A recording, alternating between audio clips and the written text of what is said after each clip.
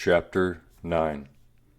It has been a few days since Rosner agreed to let Sindra watch him shoot, and he has been avoiding her since.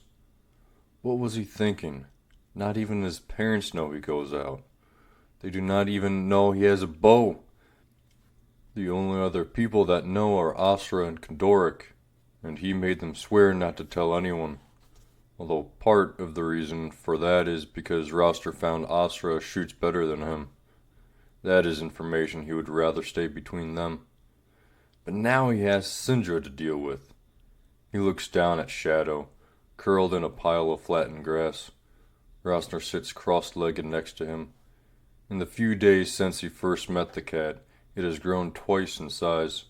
The beast's shoulders are now level with Rosner's knees, and since the creature has an uncanny ability to slide in and out of sight, he figures Shadow to be a fitting name.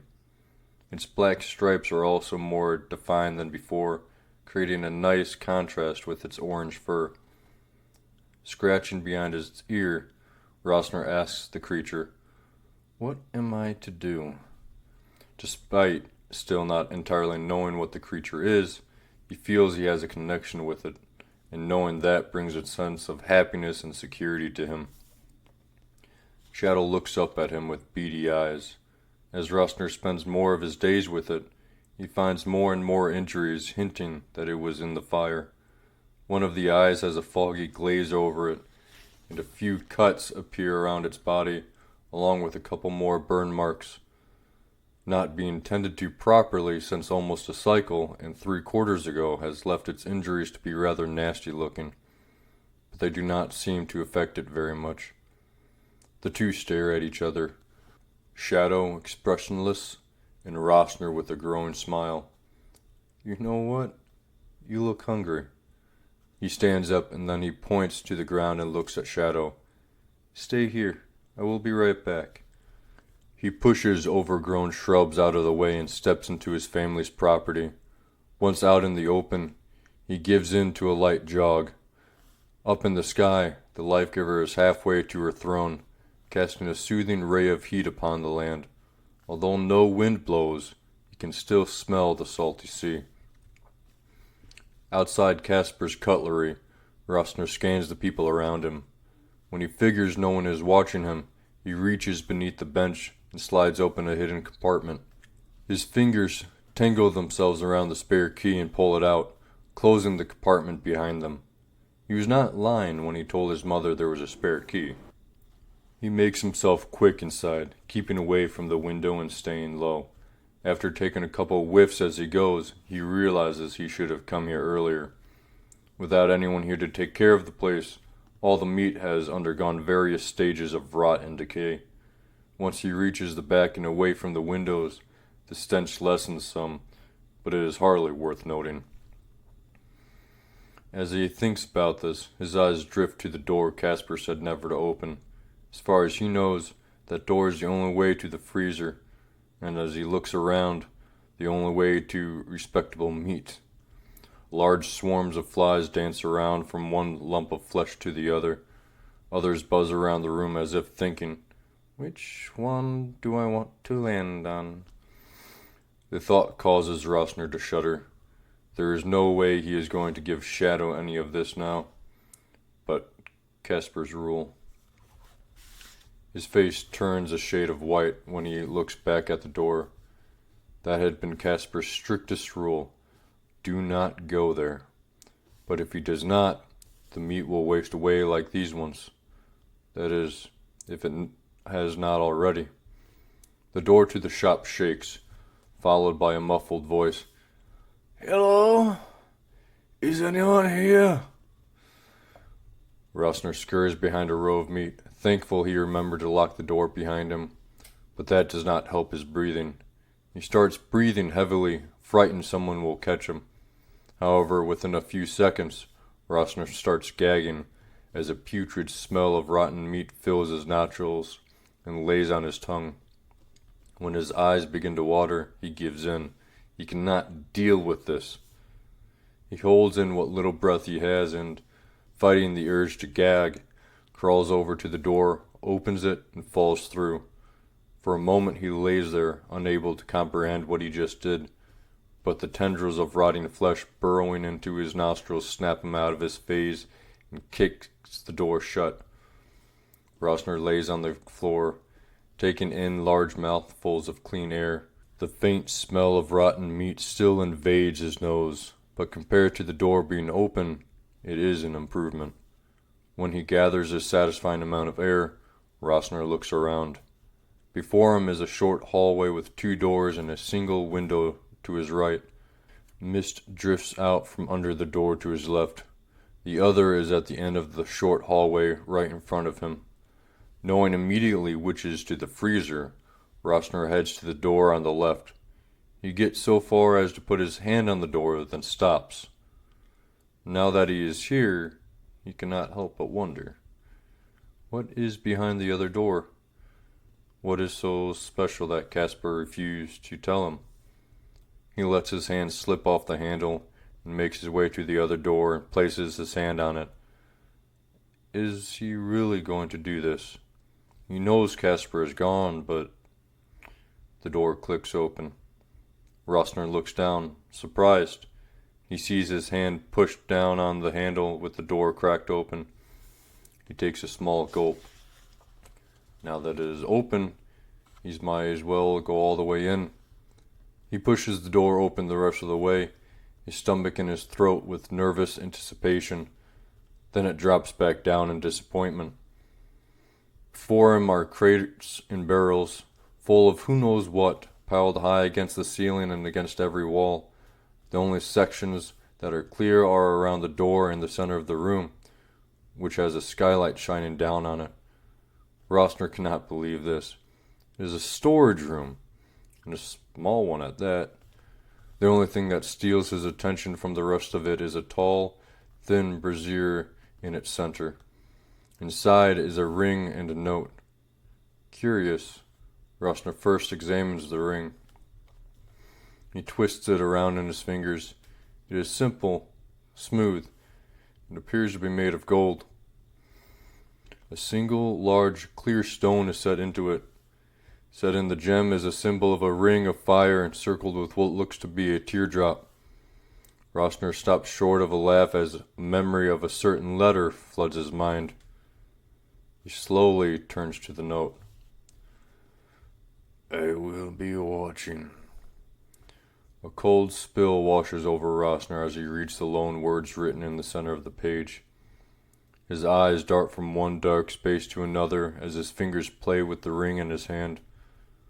Why is the symbol the same Ilse used to seal the letter embedded in a ring Casper has hidden in the back of his shop? Did she know about Casper? The old man? He cannot wrap his head around any of it. Should he really take this ring? Or is it too late? What is this note? Did Ilse write it? No, it does not look like her hand. What kind of game is Casper playing at? The darkness of the room seems to close in on him. His breathing increases, and for the strangest reason, Rosner feels the ring start to give off a faint, warm glow. He cannot take it anymore.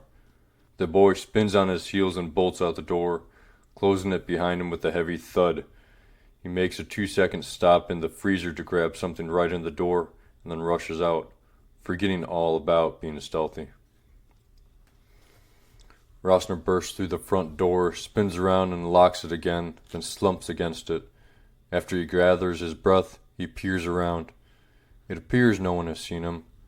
Then a break in the small crowd passes, and staring at him from the other side of the road is the old man. A chill runs down Rosner's back. What is wrong with this guy? They stare at each other, even as another crowd walks between them, cutting them off from one another. When the crowd passes, the old man is gone. Confused, Rosner spins around, looking for him, to no avail. However, although he cannot see him, Rosner is not completely convinced the old man is gone. After finishing his circle, he heads home at a dead sprint. Rosner breathes a sigh of relief when he returns to find Shadow, albeit asleep, but nonetheless right where he left him. But it does not last long. As the scent of meat reaches its nose, he wakes from his slumber full of energy. Rosner throws what he figures is a slice of cow at the creature, watching with a humored smile as it tears into the thawing meat. While the cat feasts, Rosner finds a spot to sit and lets his eyes drift and his ears wander. Around him, nature's chorus rings with birds of prey and not, bugs buzzing, and the gentle sway of trees creaking in the wind.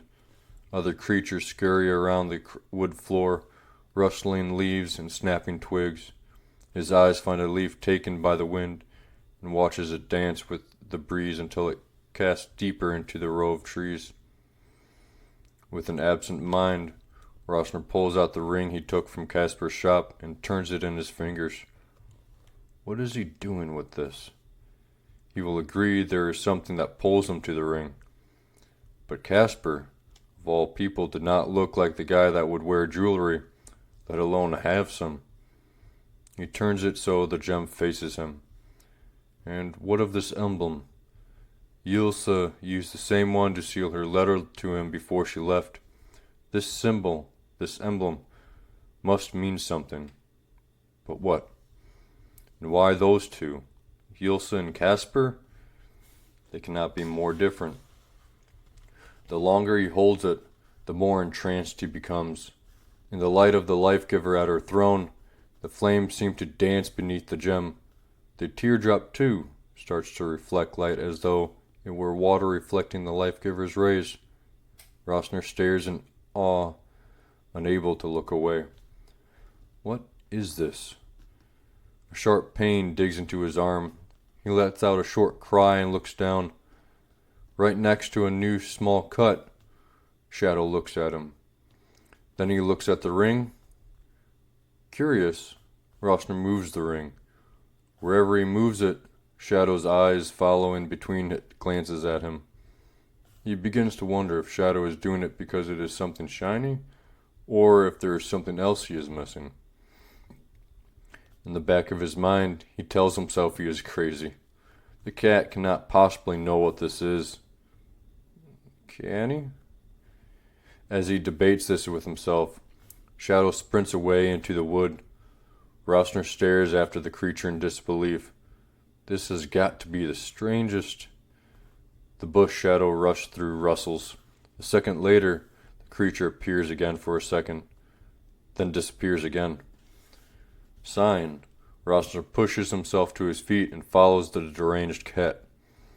Every step he questions himself why he is following it, and then answers himself.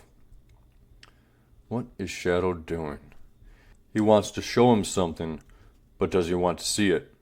He knows part of him does. The other part, however, tells him to run, and the deeper they go, the nicer the running sounds. Shadow ends up taking Rosner down ill-traveled paths with an immense amount of overgrowth.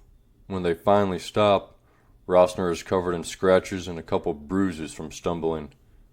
Before them is a large oak sitting on the edge of a small hill that is partially eroded. Half of its roots entangled themselves on the earth's surface.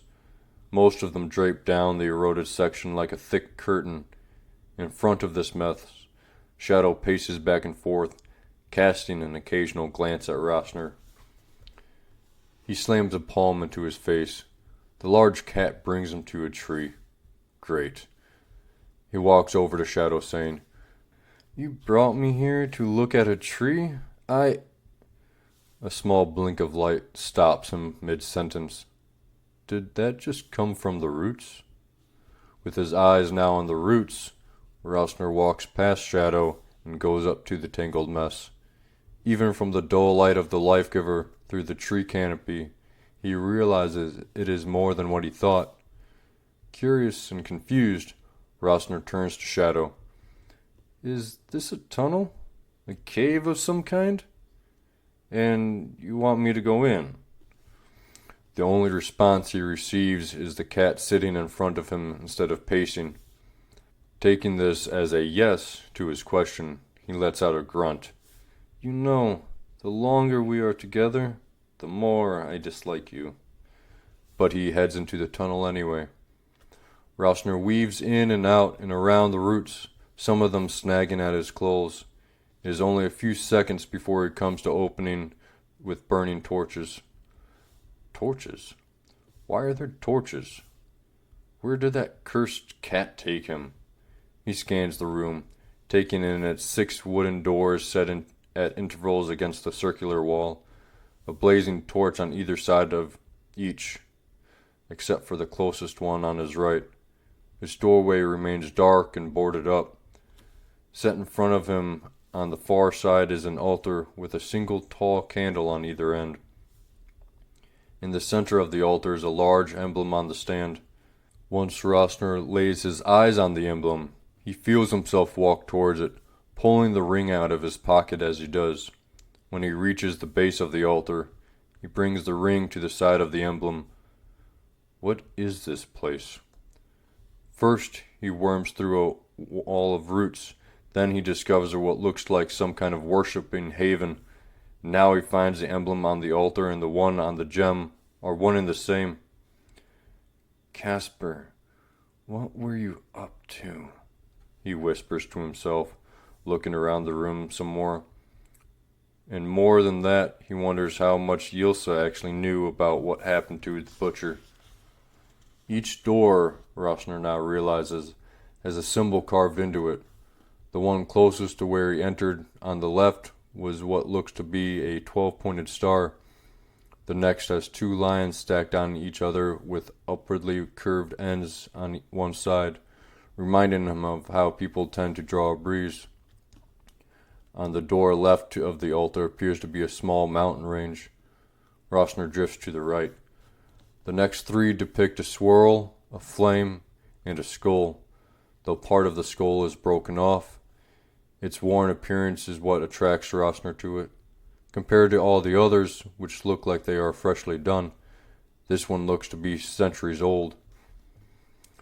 A loose root hangs in front of the door, swaying as the door itself breathes. He pockets the ring and wanders over to it, unsure of why he is doing so.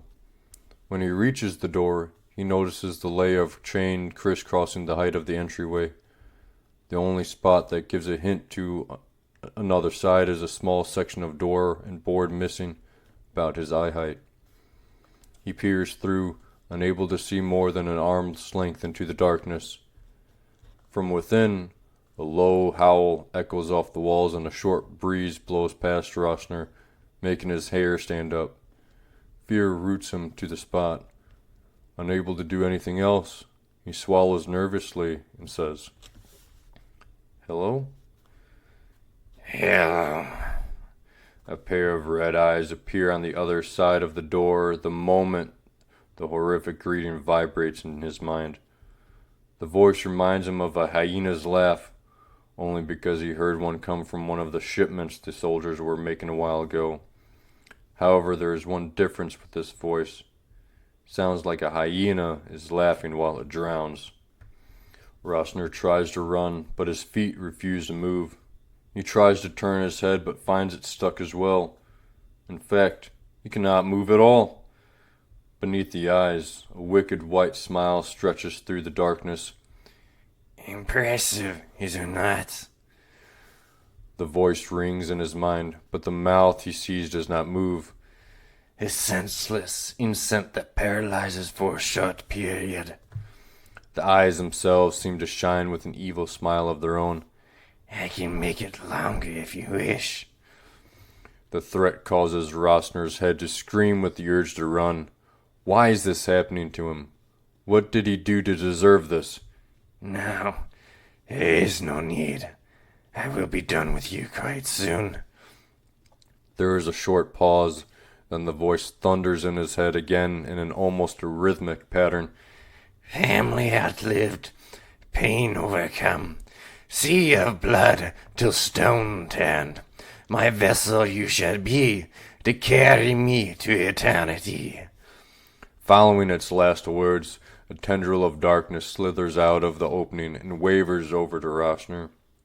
He watches in horror, unable to do anything. With each inch gained, he wishes he can take 5 back. Once the tendril reaches him, It breaks apart into several pieces, and they make their way up his nose and in his mouth without striking any of his senses. He watches, but he cannot feel, and in that moment, the strangest thing happens. It feels like someone else is in his body. Not only that, but it is as though his mind itself is being pushed away, shoved to the side, and squeezed until he feels his head will burst. Then a bright flash of white streaks across his vision. A drowning hyena scream pierces his eyes. Everything seems to stop, even his ability to stand. He passes out before he hits the floor.